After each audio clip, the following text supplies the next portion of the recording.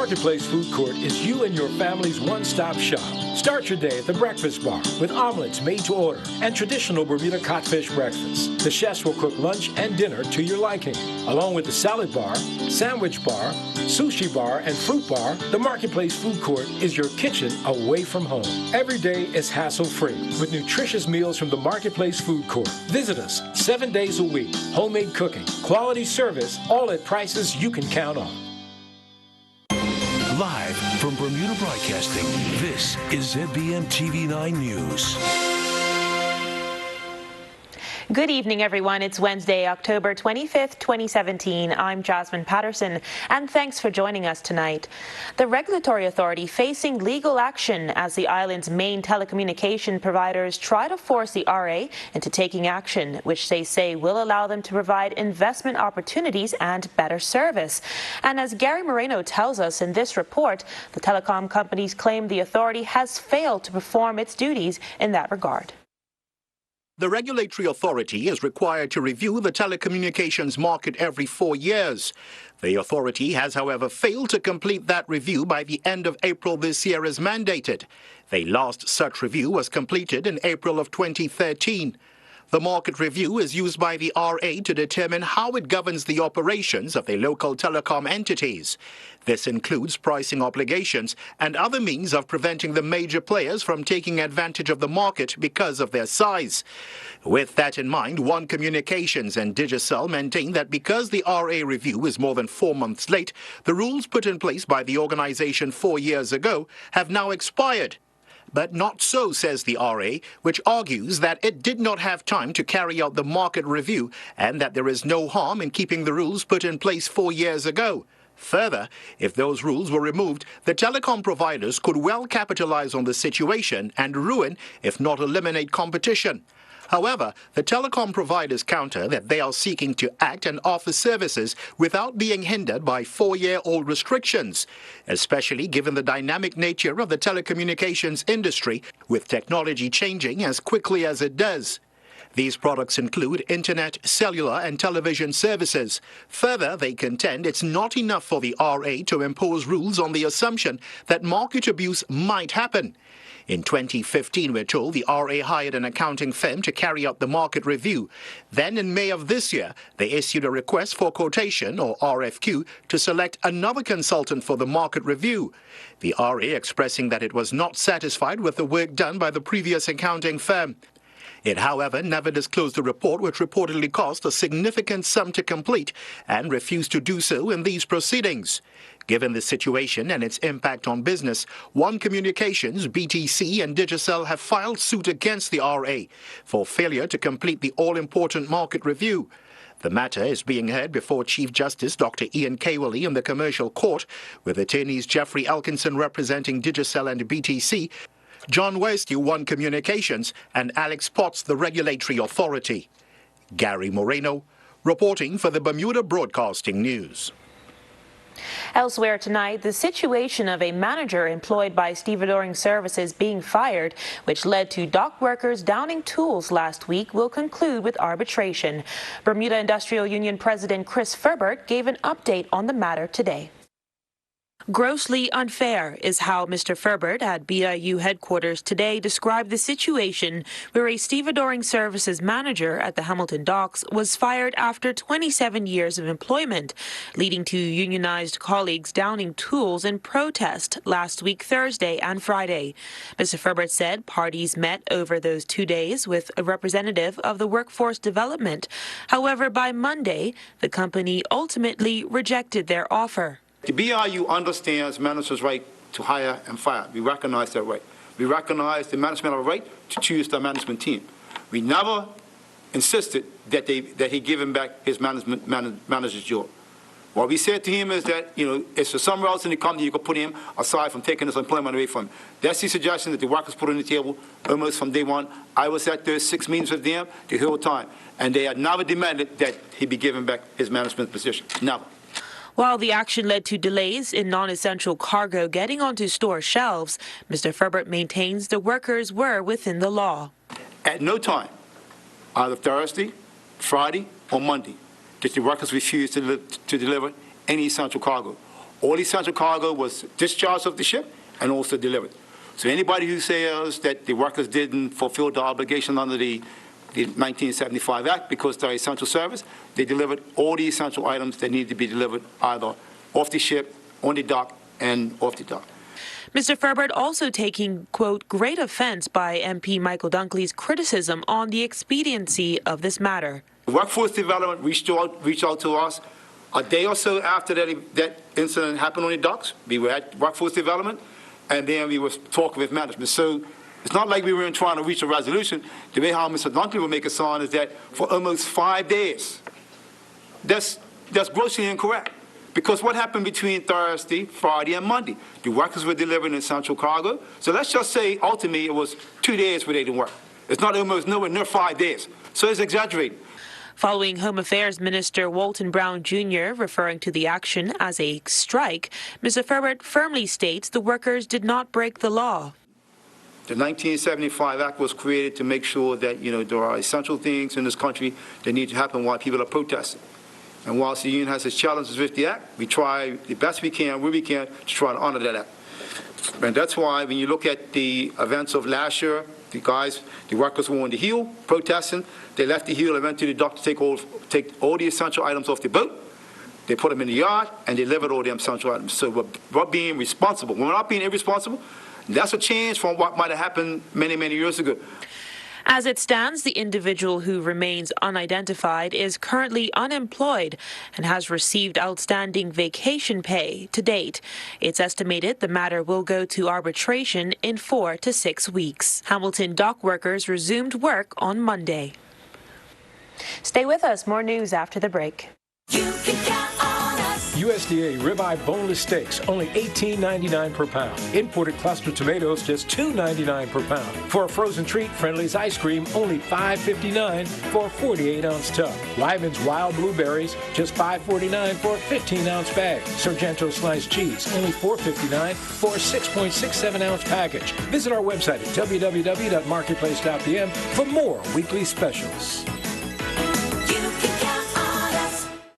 More people today rely on Mailboxes U.S. Express to bring their internet shopping into Bermuda than any other shipping service. Why? Because it's cheaper, quicker, and our staff are friendlier. Large international couriers charge more than $80 to bring a 1-pound package into Bermuda. When you use U.S. Express, you pay only $19.50. So when you're shopping online, trust the service that brings in more packages to Bermuda than anyone else. Mailboxes U.S. Express. Sign up today. If you're looking for extra savings and free benefits with car insurance and home insurance, Colonial has just the cover you need. There's a free $250 gift voucher for new home insurance customers too, and 10% car insurance discount if you have home insurance. With a claim service that's quick and friendly. We call it cover without added costs. Call for a quote on 296-3700 or visit cgigroup.com. Colonial, where people come first. Cordell Riley, the respected political commentator and statistician, tonight coming out in favor of the government's bill to amend the Human Rights Act in favor of Bermudians. The bill passed in the House last week and is headed to the Senate for debate. The OBA had said the bill would possibly remove the fundamental human rights of some residents, which the government firmly denied, and claims that the bill, which would make immigration law supreme, would violate people's rights, are extreme, says Mr. Riley. I'm not quite sure where the very extreme and in some cases hyperbolic comments are coming from that will indicate that this was going to weaken human rights. When the minister first mentioned this bill, I immediately thought of the Harkin case back in 2013, where you may recall a police officer who wrote an exam and passed the exam with high marks and was denied the promotion on the basis that he was not Bermudian. There were Bermudians who did pass, who did not get the same high mark, but did pass the exam and had all the other qualifications to take on the post. and were given the job. He took his case to court, and some years later eventually won on the basis of him being a non-Bermudian. That's the same sort of reference that was used in the Tavares case this year, that the person was discriminated against on the basis of place of origin. So there's a pattern there that persons who not Bermudian, under the current law, can in fact get employment in Bermuda over Bermudians. The Tax Reform Commission Act 2017 was passed in the Senate today, but OBA Senator Andrew Simon says it will not come up in the next budget. So today in the Senate, the Tax Reform Commission Act was passed, which will give 6 months for a body to talk about ways that we can make the tax system better. In general, you want taxes to be as low as possible. You want the tax base to be as broad as possible. You want as few loopholes as possible. So hopefully those subjects will come up. Yeah. It won't happen in time to affect the upcoming budget. So we're all hopeful that the government is really committed to its election promises of budget, balancing the budget by 2019. And while the Immigration and Protection Amendment No. 2 bill was not debated in the upper house, during the motion to adjourn, Senator Simons talked about sexual harassment and assault in Bermuda. There's a lot of attention being paid to this subject because there was a case in Hollywood. Harvey Weinstein basically was a nasty, abusive producer, and he's lost his job. But it's also caused people to speak up. So I've been encouraging the press to be a part of that solution, and when people have reports of bad behavior and of abuse, that the press take them seriously, because that work can make a positive difference. It's possible to expose sort of toxic cultures on the island. Bermuda's not immune. After that case, hundreds of people would post online saying "Me too," saying that I've also been a victim of that. Yeah. And it's not just women, but the majority of abuse, unfortunately, is borne by women. So if people speak up and those around step up and take responsibility for that bad behavior. If we just wait for victims alone to advocate for themselves, it will be much harder to eradicate that culture. In other news, the Ministry of National Security has turned to more creative methods in helping to stamp out gang violence. Instead of the usual methods of law enforcement, the government this time promoting a talent competition to take place at the Ruth Seton James Auditorium. The event takes place Sunday, November 12th, and will see young people rapping, singing, speaking, and writing, all to the theme of stopping the violence and promoting peace.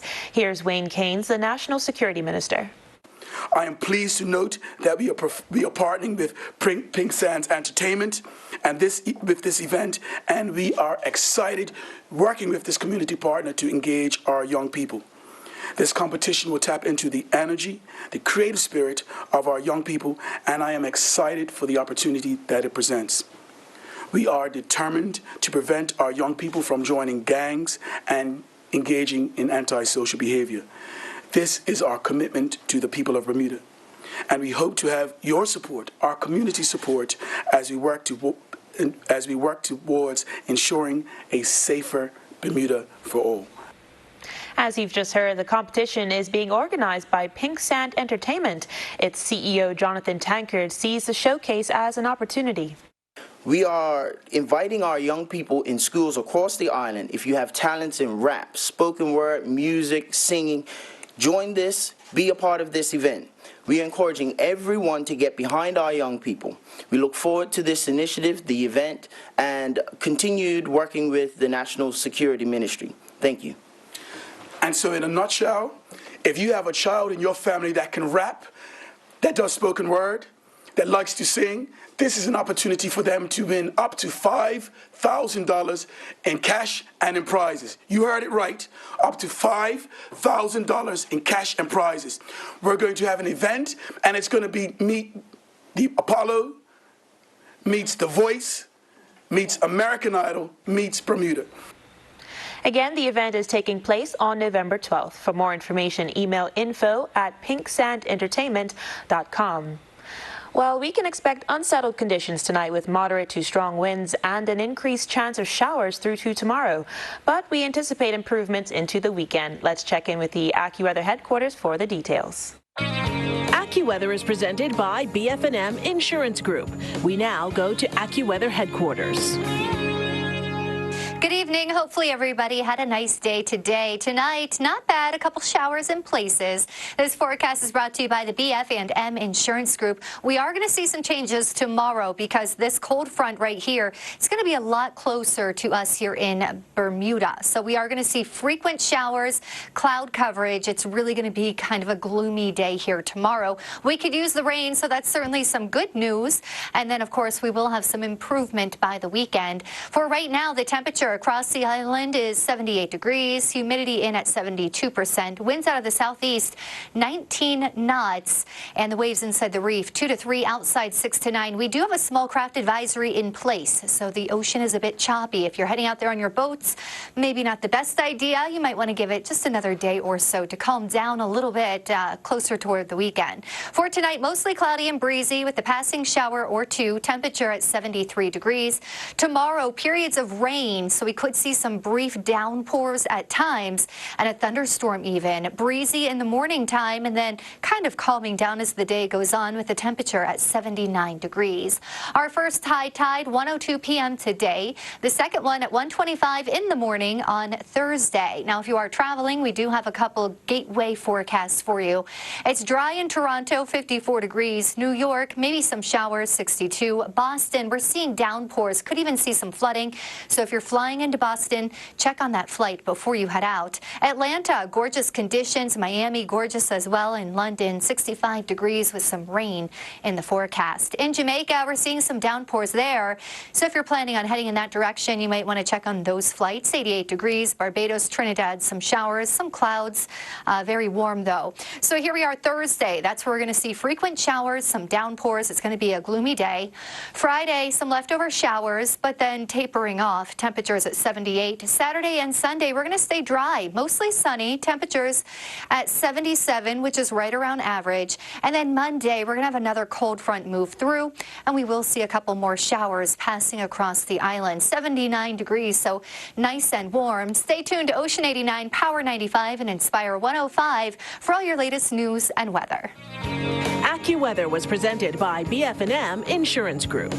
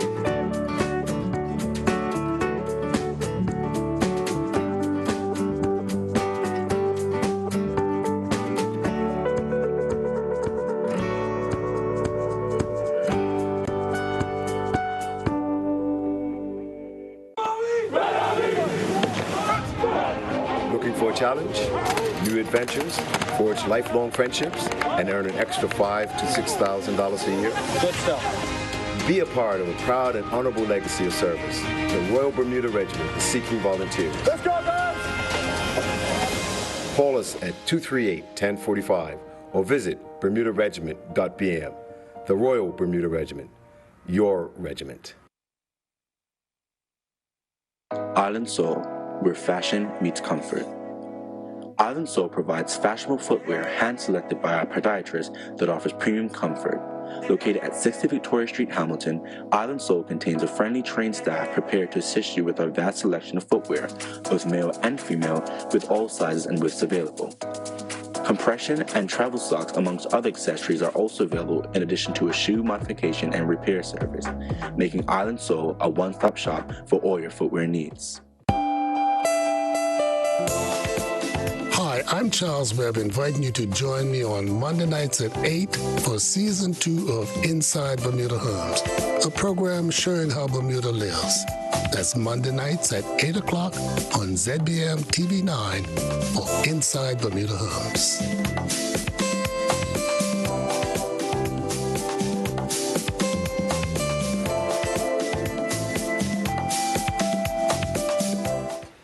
Clarion Bank recently donated $50,000 to the Reading Clinic to go towards their iPlay program. And now today they have presented $25,000 to the Hurricane Relief Fund. The executive director of the Bermuda Red Cross, Ann Spencer Arscott, received a check from the bank's chief marketing officer, Michael DeCudo. Meantime, DJ Youngles and Company recently presented SCARS and the West Indian Association Hurricane Relief Fund with checks totaling $3,500 after an old school versus new school party fundraiser. Alan Young presented Debbie Ray Rivers of SCARS and Damian Brewster of the West Indian Association their checks. We felt it was necessary in this unfortunate world that we have right now to present something to two very worthy charities. One to SCARS, our local charity, and then overseas for the Hurricane Relief Fund, the West Indian Association. So on behalf of Global Arts Entertainment and myself, Youngles, I'd like to present SCARS, Debbie Ray and John Brunson. Rivers. Debbie Ray Rivers and John Brunson. Thank you. On behalf of Global Arts Entertainment and Youngles, a check for how much, Debbie?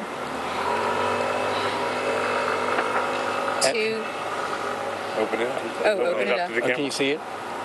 Oh, wow. $2,000. Thank you so much. Thank you, Alan. Thank you so much. John? Yes, thank you very much. Also, wow. That's amazing. And to the Hurricane Relief, the West Indian Association, we'd like to present this to you as well. On behalf, once again, yours truly, Youngles and Global Arts. Thank you. Should I kiss this guy? Well, you can kiss Andrew if you like. Thank you so much. Bermuda's under-17 women's national team were invited to Cabinet Grounds. Bermuda Clay Court Championships begin, and a young Bermuda footballer named Rookie of the Week. Earl Basin has more in tonight's sports report. The celebrations continue for the under-17 women's national squad as they got a celebratory motorcade earlier today.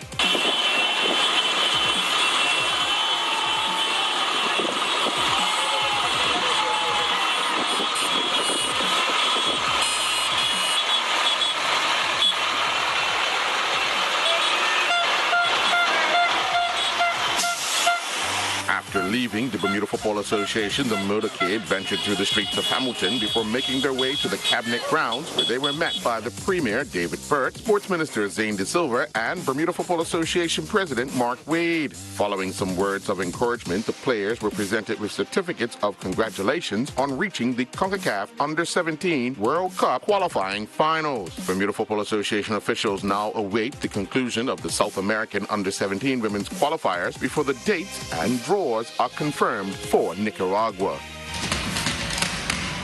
The Bermuda Clay Court Championships got underway earlier today at the Coral Beach and Tennis Club. In men's open doubles, the number 3 seeds Neil Towson and Trey Mallory defeated Warren McCard and Tom McKenzie in straight set 6-love, 6-love. The men's 55 singles number 2 seed Gary Lyons defeated Richard Munt in straight set 6-love, 6-love. The open men's singles saw John Bronson win his match in straight sets over Tyler Trott 6-1, 6-2. And in men's 70 doubles, the pair of Oliver Bain and Robert Blackmore defeated Rod Ferguson and Richard Grace in straight sets 6-1, 6-love.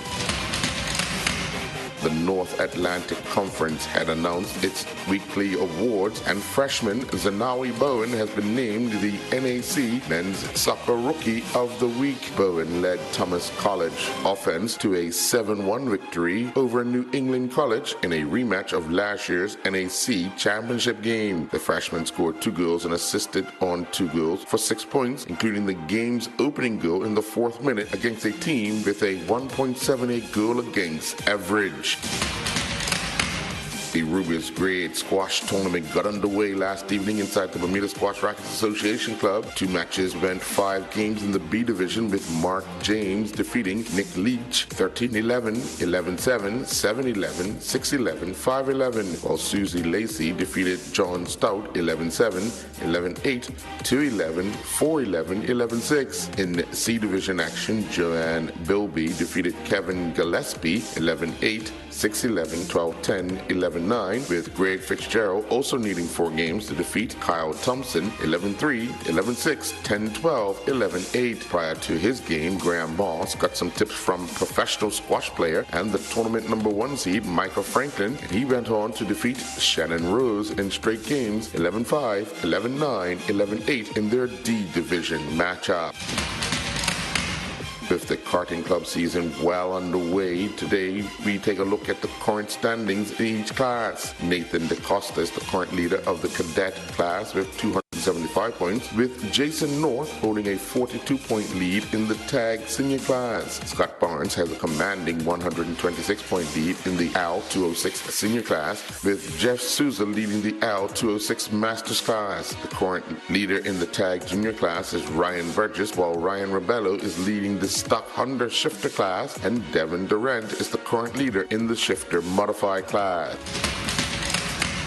Kieran Burgess and his Madison Hatton Men's College basketball teammates went down in overtime 68-66 to Leatherbridge College. Burgess went 1 for 3 from the field and 1 for 2 from the free throw line for his 3 points on the night. Burgess would also grab 7 rebounds, 4 offensive and 3 defensive boards. He also had 3 turnovers and 3 fouls on the night.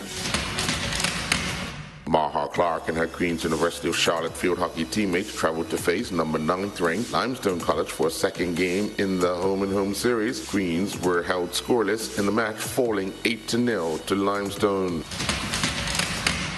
James Amaral represented the University of New Hampshire sailing in the Oberg Trophy Sailing Regatta hosted by Northeastern. Amaral sailed the school's A-Division boat. Amaral finished the division in 15th with 129 points, with the University of New Hampshire finishing 15th overall with a 3-class score of 356. Amaral in the 10-race regatta had 3 top 10 finishes, with his best being 7th in the 8th race of the regatta. The Bermuda Olympic Association will be holding their annual tag day this coming Friday, October 26th. Yesterday, the Bermuda Olympic Association President Judy Simons and their tag day coordinator Veronica Edwards officially got things underway when they attended Government House to tag Governor John Reagan. In Commercial League bowling action at the Work Lanes, it saw the 10-pin Mafia defeat the Sunset 4-0. Sweet Life defeated BTC 3-1, while the Superstars defeated We Do It Big 3-1. Secret Weapons defeated the Spinners 3-1, while the Pin Pushers defeated the Braves 3-1. The game between Cool Runnings and the BPS Blue Lanterns ended 2-2. I'm Earl Baisden with Bermuda Broadcasting Sports. You can count on us. Pretty Lady, all varieties, or Red Globe grapes, only $3.99 per pound. Purdue Fresh Chicken Leg Quarters, just $1.79 per pound. Kellogg's Special K Cereal, $6.99 for a 12-ounce box. 2 rolls Scott Choose the Size paper towel, just $5.89. For a quick snack, Yoplait yogurt, only $1.09 for a 6-ounce tub. All stores open Monday through Saturday from 7 a.m. to 10 p.m. and Sunday 9 a.m. to 7 p.m. for your shopping convenience.